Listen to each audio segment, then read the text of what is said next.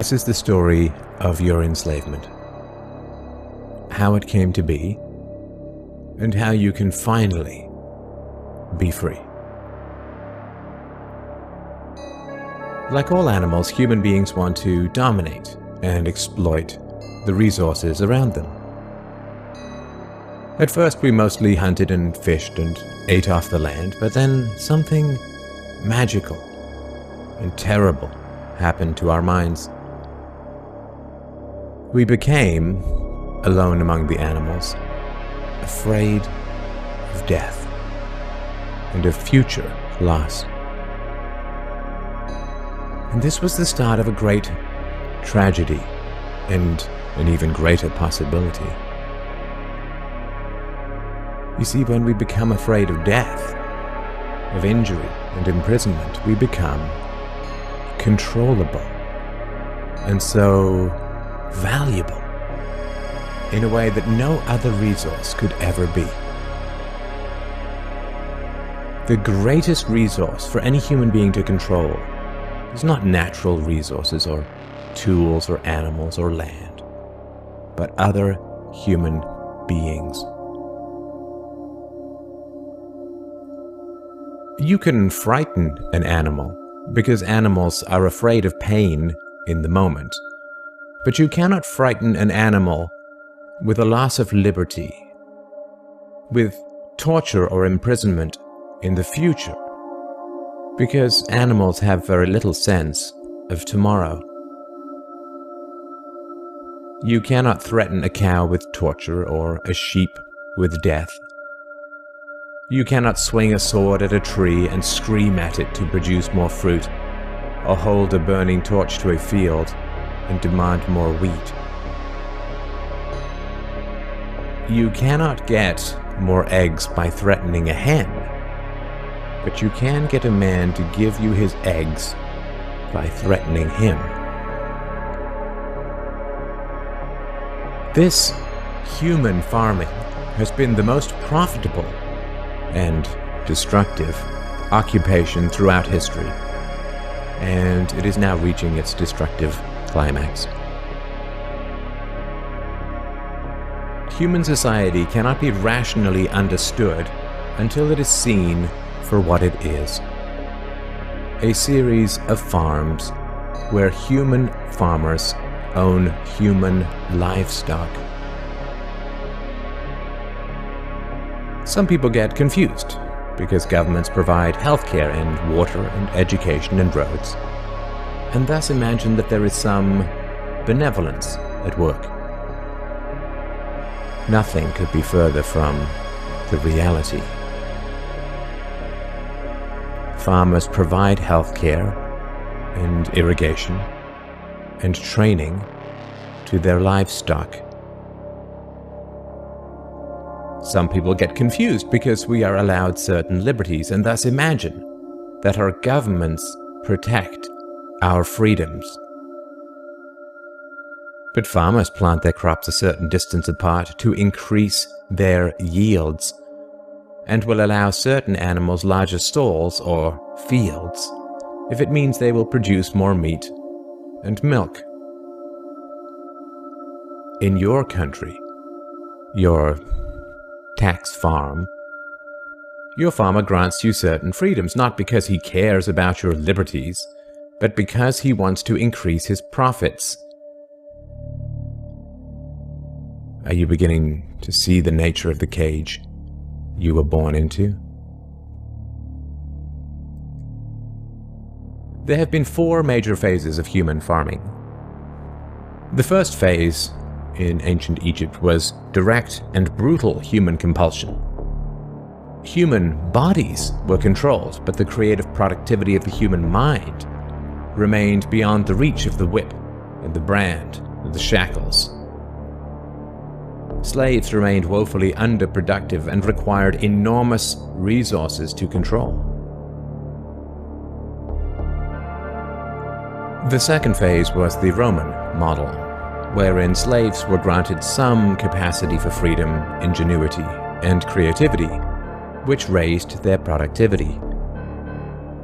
This increased the wealth of Rome and thus the tax income of the Roman government, and with this additional wealth, Rome became an empire, destroying the economic freedoms that fed its power, and collapsed. I'm sure that this does not seem entirely unfamiliar. After the collapse of Rome, the feudal model introduced the concept of livestock ownership and taxation. Instead of being directly owned, peasants farmed land that they could retain as long as they paid off the local warlords. This model eventually broke down due to the continual subdivision of productive land and was destroyed during the enclosure movement when land was consolidated and hundreds of thousands of peasants were kicked off their ancestral lands because new farming techniques made larger farms more productive with fewer people. The increased productivity of the later Middle Ages created the excess food required for the expansion of towns and cities, which in turn gave rise to the modern democratic model of human ownership. As displaced peasants flooded into the cities, a huge stock of cheap human capital became available to the rising industrialists. And the ruling class of human farmers quickly realized that they could make more money by letting their livestock choose their own occupations. Under the democratic model, direct slave ownership has been replaced by the mafia model. The mafia rarely owns businesses directly, but rather sends thugs around once a month to steal from the business owners.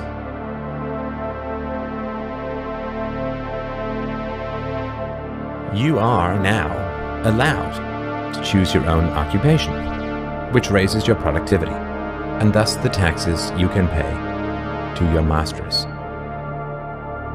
Value this time in your life, kids, because this is the time in your life when you still have your choices. It goes by so fast. When you're a teenager, you think you can do anything, and you do. Your 20s are a blur. 30s, you raise your family, you make a little money, and you think to yourself, what happened to my 20s? 40s, you grow a little pot belly, you grow another chin. The music starts to get too loud. One of your old girlfriends from high school becomes a grandmother. 50s, you have a minor surgery. You'll call it a procedure, but it's a surgery. 60s, you'll have a major surgery. The music is still loud, but it doesn't matter because you can't hear it anyway. 70s, you and the wife retire to Fort Lauderdale. Start eating dinner at 2 o'clock in the afternoon. You have lunch around 10, breakfast the night before. Spend most of your time wandering around malls looking for the ultimate soft yogurt and muttering, how come the kids don't call? How come the kids don't call? In the 80s, you'll have a major stroke. You end up battling with some Jamaican nurse who your wife can't stand, but who you call mama. Any questions? Your few freedoms are preserved because they are profitable to your owners. The great challenge of the democratic model is that increases in wealth and freedom threaten the farmers.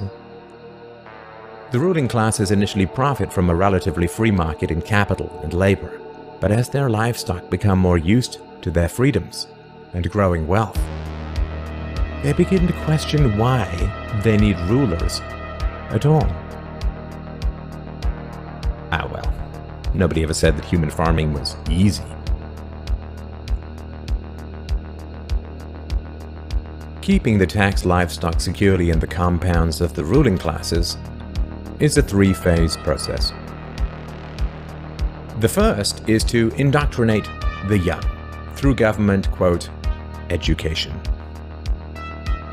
As the wealth of democratic countries grew, government schools were universally inflicted in order to control the thoughts and souls of the livestock. The second phase is to turn citizens against each other through the creation of dependent livestock.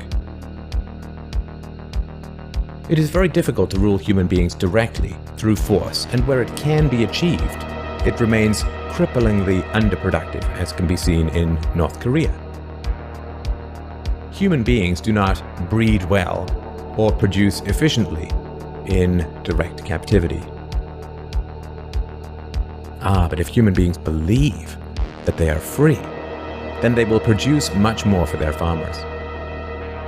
The best way to maintain this illusion of freedom is to put some of the livestock on the payroll of the farmer.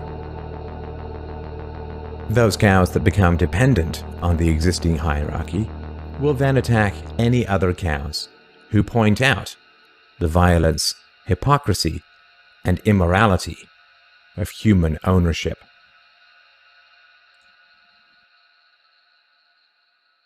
Officers positioned Grant face first on the floor with one officer near his head, a second near his back, and a third officer standing nearby. There appeared to be a brief struggle. Then, a 2-year veteran BART officer stands, draws his weapon, and fires.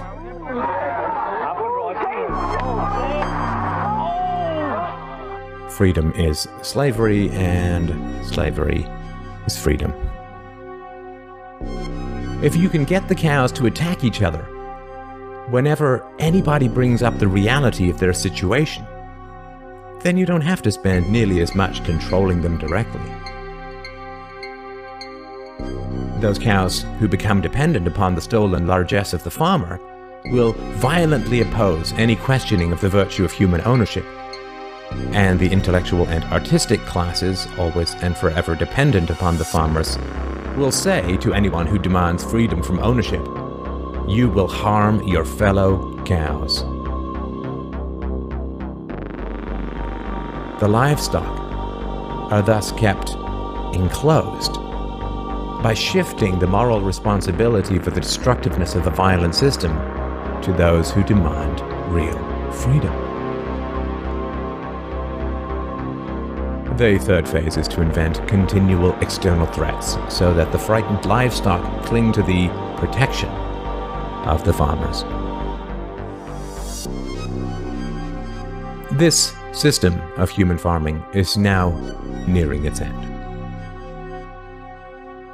The terrible tragedies of modern Western economic systems has occurred not in spite of, but because of past economic freedoms. The massive increases in Western wealth throughout the 19th century resulted from economic freedoms.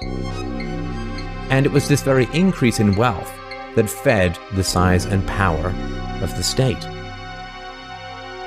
Whenever the livestock become exponentially more productive, you get a corresponding increase in the number of farmers and their dependents. The growth of the state is always proportional to the preceding economic freedoms.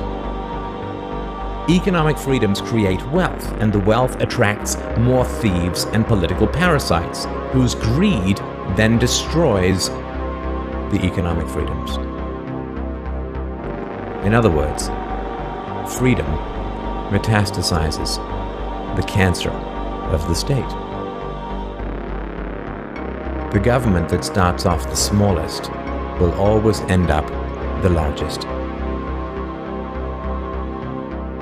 This is why there can be no viable and sustainable alternative to a truly free and peaceful society.